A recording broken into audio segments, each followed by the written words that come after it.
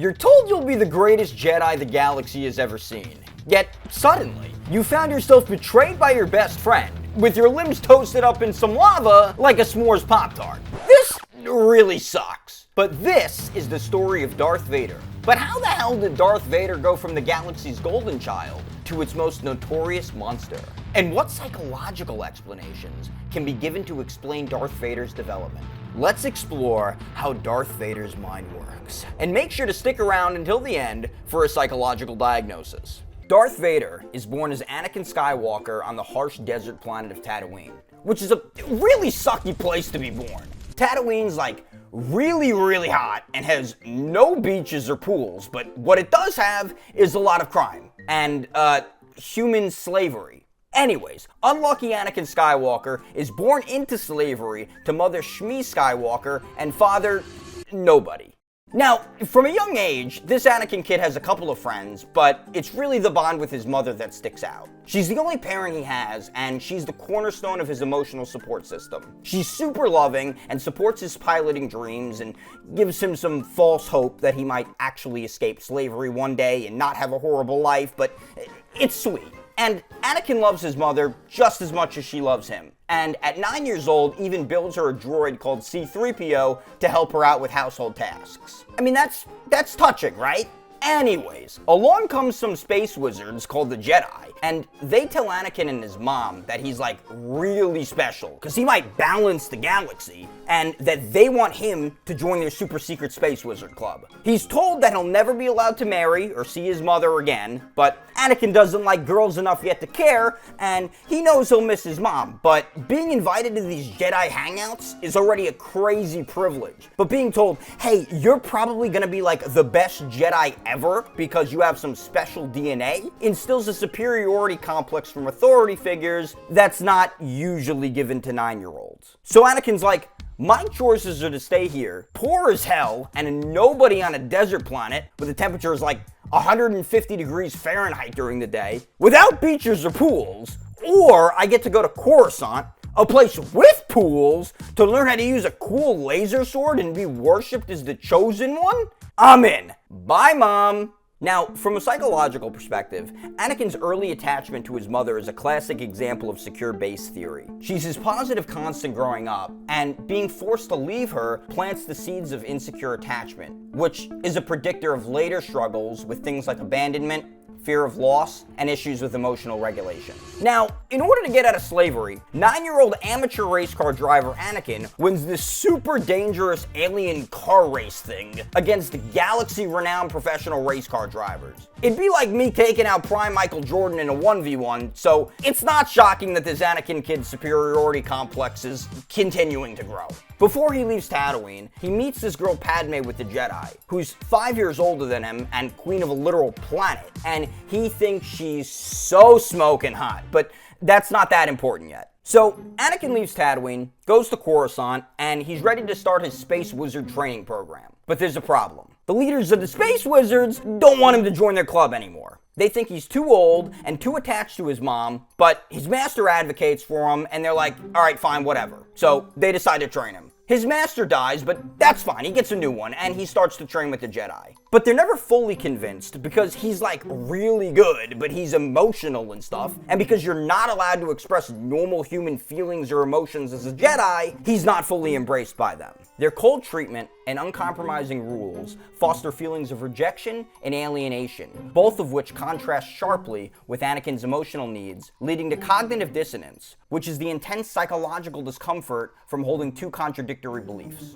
Anakin is told to suppress his emotions while living with constant emotional turmoil. Fast forward a few years, Anakin's 19, and he's like this crazy good Jedi now, and he starts hanging out with this old geezer Palpatine, who becomes like a father figure to him. Oh, and Palpatine just so happens to be like the president of the galaxy. Well, actually he's the chancellor, but that's just a fancy word. He's basically like the president. Now, just like most other politicians, the Jedi are low-key sus of Palpatine being a bad dude, and they tell Anakin to stay away from him. They're like, yo Anakin, you're getting too attached to this guy, and we're Jedi, we don't really do that attachment thing, bro. And Anakin's like, nah, he's my friend, bro, he's actually nice to me. You guys are just haters, and you're not really nice to me, so I'm gonna keep hanging out with him. Meanwhile, Padme comes back into the picture.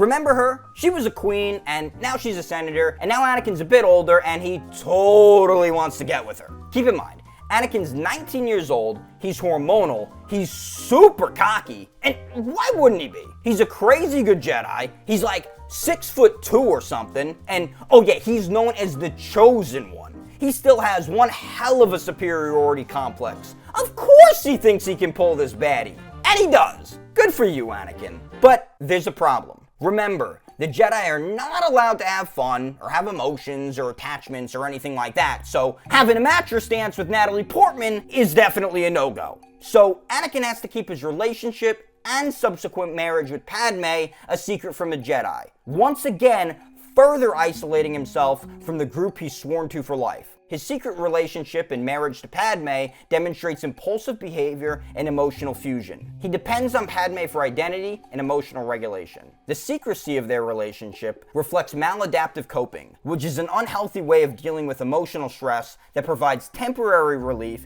but can worsen the situation over time. Here, he also shows the first signs of having an obsessive, borderline style attachment. Now Anakin starts having these dreams that his mother is dying. And he's like, I know the Jedi said I'm not supposed to ever see my mom again, but they don't like me anyway, so screw them, I'm gonna go check up on mom and hopefully get me some home cooking. So Anakin pulls up to his old stomping grounds on Tatooine, only to find his mom getting tortured by Tusken Raiders. Anakin frees his mom, but she dies in his arms moments after the two reunite. Devastated and consumed by grief, he responds by absolutely demolishing the Tusken Raiders, killing not just the men, but the innocent women and children too. This moment marks a major psychological turning point for Anakin. Not only does he lose the one remaining emotional support constant from his childhood, but he also disobeys the Jedi Code by visiting his mother and letting his emotions control him. In his rage, he deliberately murders for the first time, crossing a line into cold-blooded violence that will define his future path. The brutal death of his mother sets the stage for future trauma triggers. Being unable to save her from the Tusken Raiders reinforces learned helplessness, which is a psychological state where a person believes they are powerless to change their situation. It also ignites rage-fueled coping mechanisms. His massacre of the Tusken Raiders is a form of displacement, a psychological defense mechanism where a person redirects an unwanted emotion from its original source to another source. In this case, it's the innocent Tusken Raiders he slaughters. A few years later, Padme gets pregnant and Anakin's an expecting father. That's great, right? Well, kinda, cause now in addition to his marriage to Padme, Anakin is gonna have to keep these kids a secret from the Jedi too. Again, because Jedis can't do normal people things. Anyways, Anakin starts having these nightmares that Padme is gonna die in childbirth. And this causes some pretty serious trauma for him because he previously had nightmares that his mother was dying just before she did. He tells Padme and she's like, chill, it's only a dream, but he can't let it go. Now, instead of healthily processing and reasoning his fears, Anakin fixates on control, which is classic pre-traumatic stress disorder. It's worth noting that while pre-traumatic stress disorder isn't considered a mental illness in the way post-traumatic stress disorder is, it is commonly seen in individuals who've already experienced major loss. In Anakin's case, it's the prior loss of his mother. Meanwhile, Anakin's only growing closer with his boy Palpatine, and the Jedi are still sussing this guy out, so Palpatine appoints Anakin, who's like the one Jedi he vibes with, as his personal representative on the Jedi Council. Now, the Jedi are not cool with this. They reluctantly give Anakin a spot on the council, but they don't think Anakin's ready for the rank of Jedi Master, which is basically like being one of the cool kids allowed to sit in the back of the school bus. And Anakin's really pissed, because he's like, I've been training with you guys for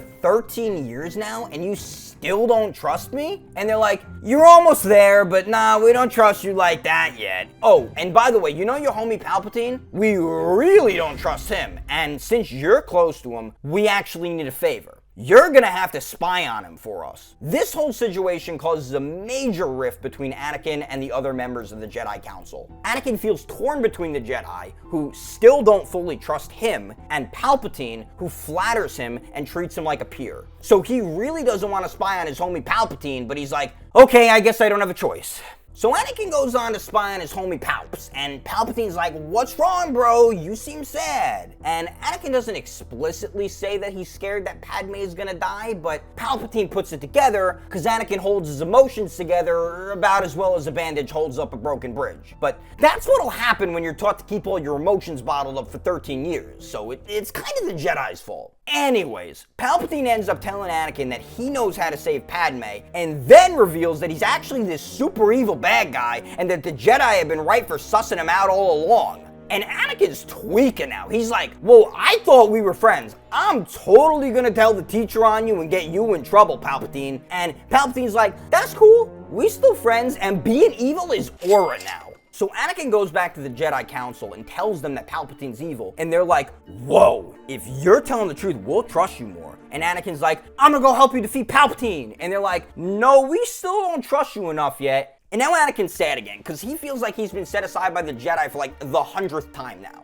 Initially, Anakin does stay out of the fight with Palpatine like he's told, but then he's like, nah, I gotta go help the Jedi anyways. So he pulls up, and there's this massive fight happening. Palpatine kills some Jedi, and now he's in a 1v1 with Samuel Jackson. And Samuel Jackson's like, Anakin, I'm suddenly and conveniently so glad you're here, even though I explicitly told you not to pull up. You gotta help me kill Palpatine. And Palpatine's like, Anakin, you gotta help me kill Samuel Jackson, because if you do, I'll help you save Padme from dying. Now Anakin freezes up, but then he's like, Palpatine's always been a homie, and the Jedi kind of suck. So he kills Samuel Jackson, and Palpatine's like, bet, you're evil now, and now your name is Darth Vader because it sounds really cool. So now Darth Vader is fully evil. And this is really Anakin's point of no return. It's the culmination of over a decade of ostracization from the Jedi Council, compacted by internal conflict, fear, and a growing desperation to prevent what he sees as Padme's otherwise inevitable death, which causes him to justify such a drastic, impulsive action in killing Jedi Master Samuel Jackson and betraying the Jedi. This is the moral injury moment in Darth Vader's life.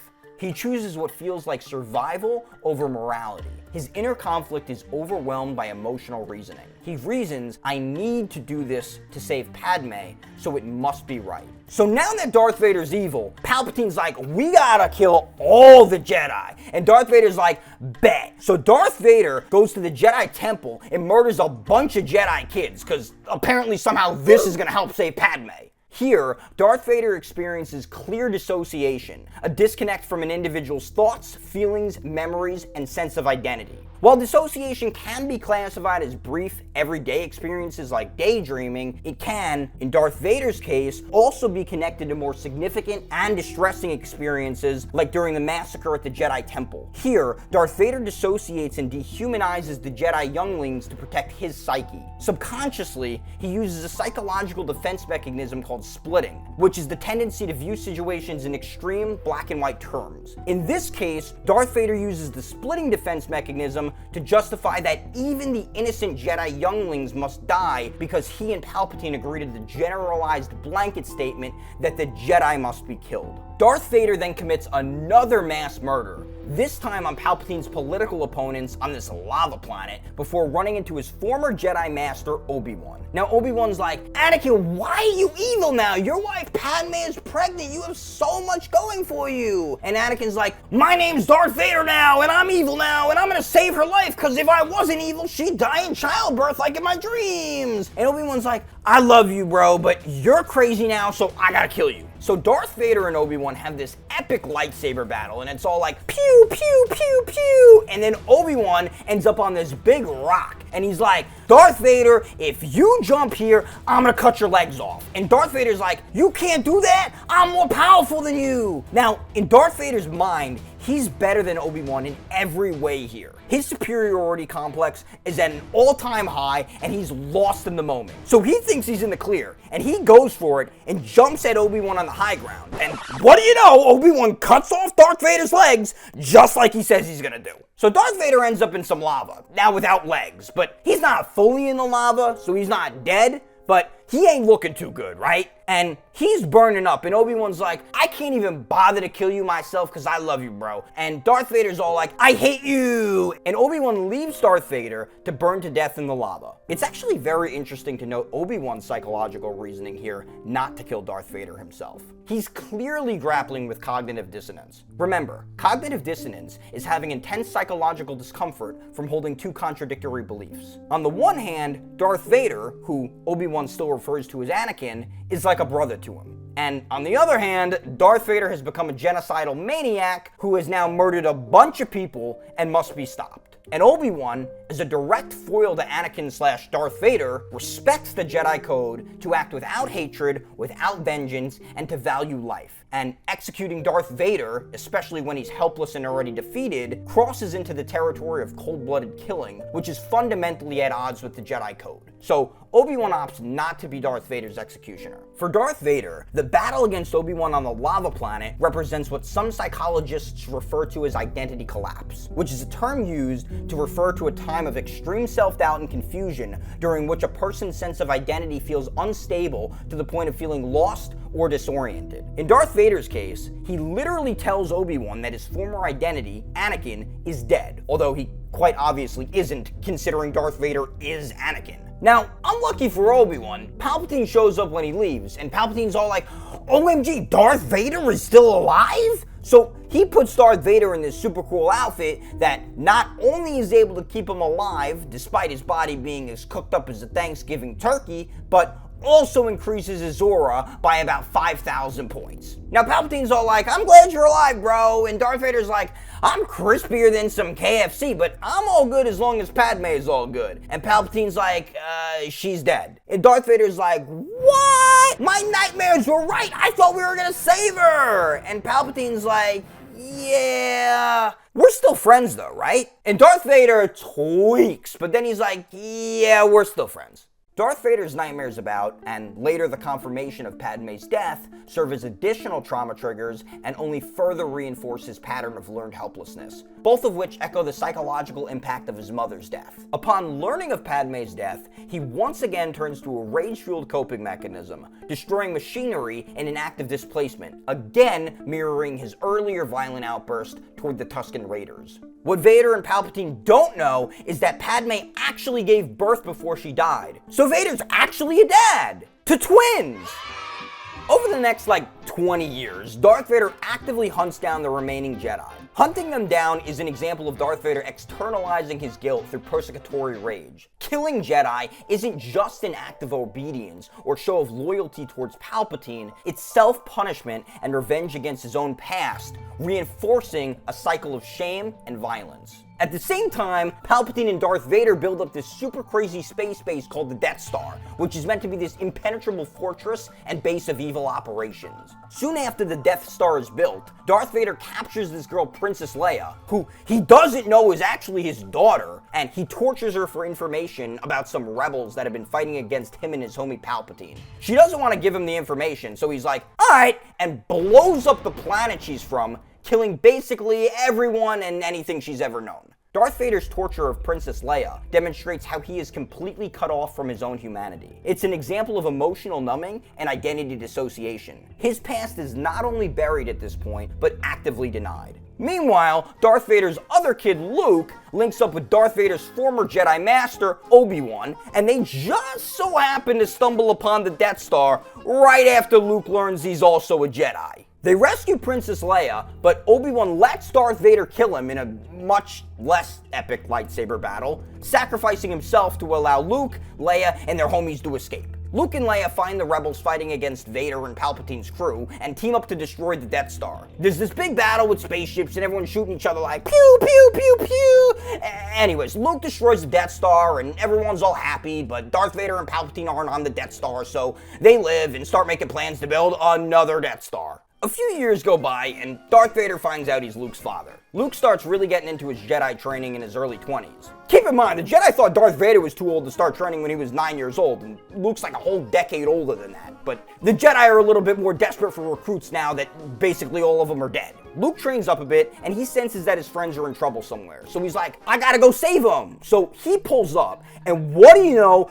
Darth Vader's there. So him and Luke have an epic duel, but it's not really that epic. Darth Vader kind of destroys him because Luke isn't that good yet. But Darth Vader doesn't kill Luke, he just chops off his hand and scares the hell out of him when he tells him that he's his father. So Luke escapes, gets a new robotic hand, and keeps training. Darth Vader revealing himself to Luke as his father introduces a moment of ambivalence, or the state of having mixed feelings about something. For Darth Vader, revealing his identity to Luke is both a power move and an unconscious bid for connection with his son. Darth Vader's still locked in a state of grandiose self, but starts to feel moments of empathy, which set the stage for his later redemption. Anyways, now Darth Vader and Palpatine are almost done with their second Death Star, which is totally better than the first Death Star because it's like a lot bigger. And Luke may have escaped Darth Vader, but Darth Vader delivers Leia and the rest of their friends to the obese Star Wars equivalent of Pablo Escobar. But that's alright, Luke steps in and saves his friends from obese Escobar, and they're off again to regroup with the rebels and stop Darth Vader and Palpatine. Luke, Leia, and the rest of the rebels start getting some minor victories under their belt, but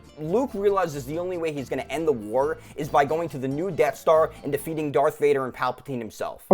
Luke and Darth Vader fight again while Palpatine watches, and Palpatine asks Luke to become evil like him and Darth Vader. Luke's obviously like, no, I'm not gonna do that, and then Darth Vader's like, I know you have a sister, maybe she'll become evil. And Luke tweaks. He goes against his Jedi training and lets his emotions get the best of him and absolutely obliterates Darth Vader, cutting his hand off and leaving him crying on the floor. Palpatine's like, that was so good, now kill Darth Vader and be evil with me. And Luke thinks for a second, he's like, wait, I just let my emotions get the better of me. That was dumb. I'm not gonna kill my dad, Darth Vader. And Palpatine's like, all right, if you're not gonna be evil, I'll kill you. So Palpatine goes crazy and starts throwing these crazy lightning bolts at Luke, and he's like, zap, zap, ha ha ha. And Luke's like, Darth Vader, help me. And Darth Vader's like, should I kill my evil best friend and save my son?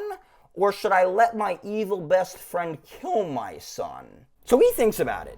I mean, he really, really thinks about it. You'd think it'd be an obvious choice, but not for Darth Vader. Anyways, he makes his decision. He picks up Palpatine with one arm, because Palpatine's a lightweight, and throws him in some big hole, and Palpatine explodes, and Darth Vader fulfills his destiny as the Chosen One by defeating evil and balancing the galaxy, even though he was evil like 5 minutes ago. Luke's all like, Dad, you saved me. And Darth Vader's all like, I'm dying. And Luke's like, no, don't die. And Darth Vader's all like, I'm gonna die, but I'm gonna take this mask off so I can see you with my own eyes. So he takes the mask off and sees Luke without it and dies. The end. We don't count those other 3 movies, right? Anyways, there's a lot to say from a psychological perspective about Darth Vader and Luke's final battle. Luke refusing to kill Darth Vader actually serves as the basis for a corrective emotional experience for Darth Vader. Luke is someone who sees Darth Vader not just for his mistakes, but also as a person capable of love and redemption.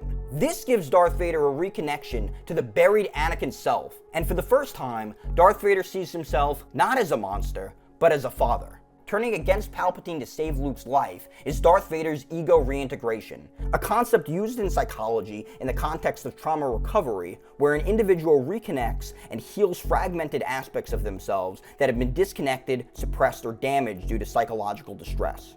Darth Vader reclaims his ability to act independently and make a choice for the greater good through an act of self-sacrifice for his therapeutic breakthrough and turning point. Darth Vader's removal of his mask before his death is a literal and symbolic de-armoring. It's a moment of authentic vulnerability, showing he's reclaimed his core identity after decades of suppression. It was all he wanted, to reclaim his humanity again, just once, before the end.